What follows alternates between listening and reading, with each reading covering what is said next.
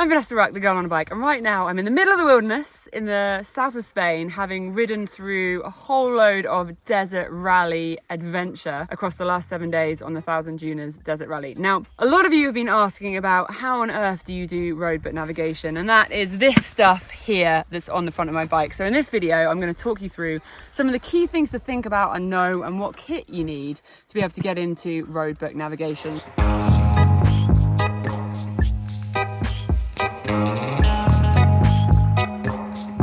Let's get started. Right now I'm actually on a slightly unusual rally bike, a Triumph Tiger Rally Pro. There's a full video on how this has been kitted up for the rally, and there's also the whole desert experience, so check them out. And if you do enjoy my content and want to see more of this stuff, have any questions for future videos, please get in the comments and let me know. This is paper navigation. I know we live in a world where we have GPSs and Google Maps. Throw all that out the window, get yourself a bit of paper, and that is what we're going to be following. It's a little bit overwhelming when you first see this stuff, but I'm going to talk you through the key elements. First of all, we have the F2R roadbook holder. This is a vital piece of equipment, and it's got 2 rollers in there. Now, the roll of paper can be up to 15 meters long, and you can see different lines of tulip. That's what we're going to be reading. You can see how dusty it is as well. We'll come back to what's on the piece of paper. We then have an ICO up top here. That is effectively my odo of how many kilometers I've done. At the very start of your road book, you reset this to 0, and that keeps you understanding. Right now I'm at 105.71k, and so I'm in between these 2 points, and you're going to be sort of matching that up. Depending on the rally that you're doing, this piece of equipment might change, or you might have it somewhere else. I have run rallies before where I have 2 ICOs, one on my kilometers and one on my cap heading. Now, just due to resources on this one,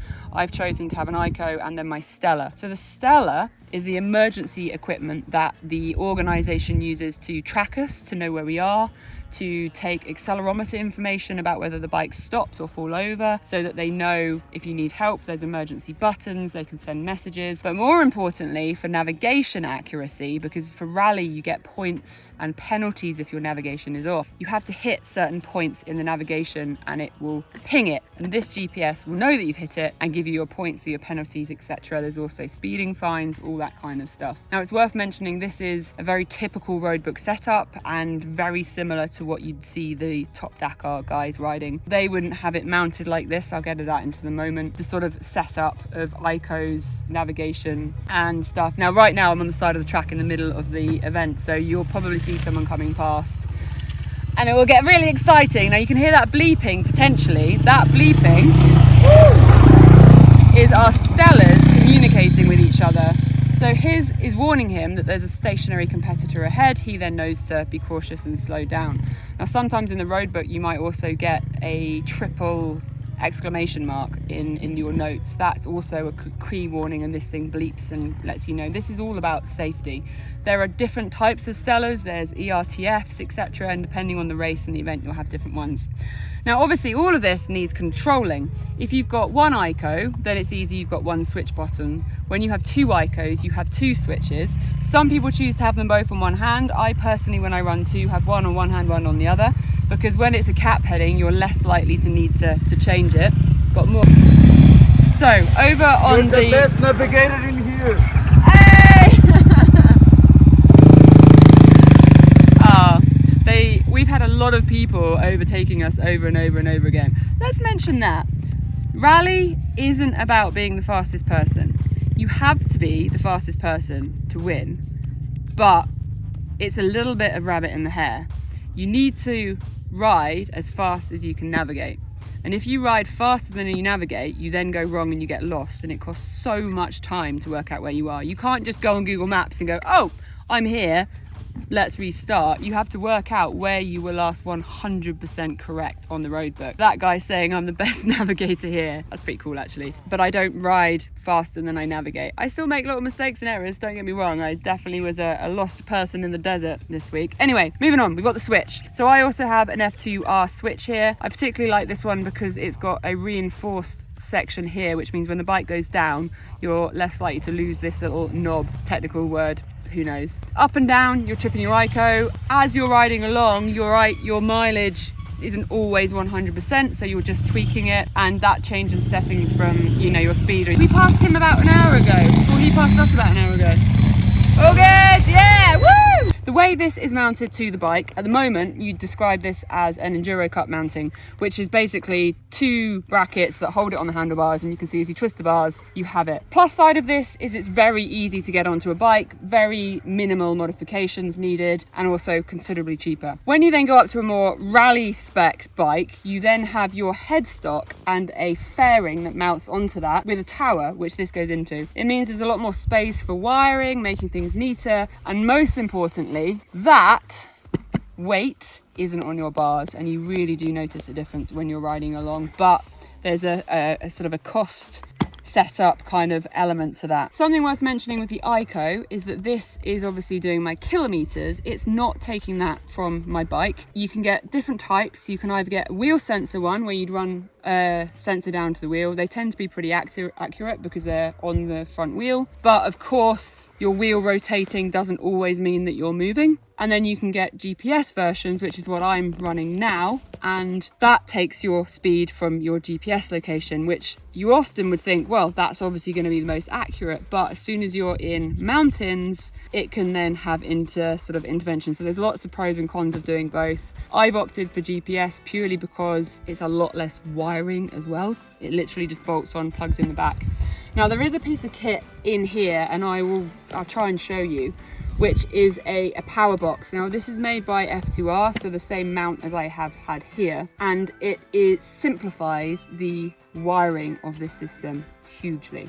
I've got one permanent live going to my battery for the emergency system, and one permanent live going to my battery for the roadbook system.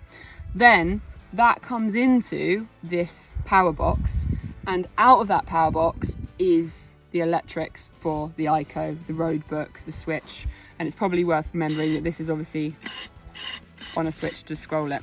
So what's on the piece of paper? We're getting there, we're close. Let me know in the comments if you have any questions and I'll get to them. So we have a line of tulip, and you read it one line at a time. Patsy Quick gave me a piece of advice once about roadbook, and she said, read it like a child. Human adults always seem to overthink and interpret and add thought. It's literally a case of, at that mileage, you'll see this, you've got some extra bits of information, and do it. Don't overthink it. It's very easy to make the terrain match your roadbook and get lost. So you've got to kind of simplify your mind. At 104.85 kilometers, I'm day 7 of a rally right now. So I apologize for looking a mess and also just not really making any sense. Right, Vanessa? Okay, at the kilometer, the track is going to go around to the left and it's going to go off piste. The ... is simplifying that. Now there's a huge lexicon of all of the symbols that you'll see in a roadbook. We've got a few numbers going on in the box. So we've got our overall kilometers, which is what, at the point we are going to do what that tulip is telling us. Quit the main piste is in a little bit of red. We've got follow traces. That's a bit of a clue that we're going to be following a small trail, which is actually where we are right now. We've then got a small number below, which is the distance this tulip is from the one before. That enables you to scroll on and remember how far you've got to go from the previous one, and it helps you know how much you can give it an accelerator and you've got a K, or you've got 500 meters, or at this point we've only got 30 meters. Now this is a already highlighted roadbook by the organizer, so the green here also simplifies that it's a short distance from the one before. You've then got the number of your tulip, so I'm on line 189 and then 190, that's numerical order. Over on the right is where additional information is thrown in, and that can be also where your cap heading is put into. It depends on how they do the roadbook. So our next junction we're going to get to in about just over a kilometre, we're going to be coming from off piste and we're going to be turning onto a track and doing a 188 cap heading. So I'm going to be using my Stella, and I've just hit the OK button because they've seen that I'm stationary and want to know if I'm okay. So I've hit OK, yeah, I'm okay. But I will then use my cap heading, which displays on here, to lock onto 188. Now, some tips for how to practice navigating. Cap headings, it's almost like going back to doing orienteering at school. I spent probably only half an hour, but before my first rally, with an actual compass in the garden, and I had my husband randomly throw cap headings at me. So he's like 90 and you'd walk 90, 180, 5, and you have to learn which way you turn, because it's sort of a compass face, and if you're going 10 on a cap heading and then suddenly you've got to go to 340, do you turn right or do you turn left? Will you turn left? And all those little things that you practice enables you to be quicker at navigating as you go. Another tip I found is that I never scroll without looking. It's so easy to over scroll. So as you're riding along, you're going to glance down and scroll to go to the next one. If you do it without holding this, sometimes you'll miss a tulip, and missing one tulip can be really fatal in your getting lost. Now there's a bit of an old school argument or difference in opinions on the use of highlighters and pens. A lot of people will sit and mark up their road books. With the move to potentially go more digital in the future, a lot of road books come now pre-highlighted, so we can see the blue line goes left, but some people like to have a pink line for left and a green line for right, or a red line for straight, or whatever their colours are, and for them it enables them to read it quicker.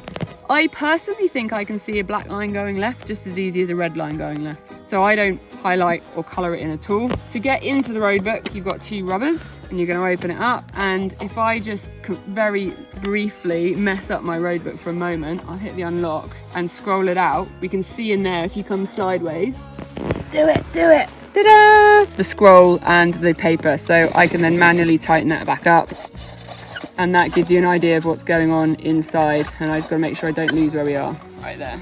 I tend to use duct tape. Now I'm on the last day of the rally, so I've used all my duct tape and I didn't know any more.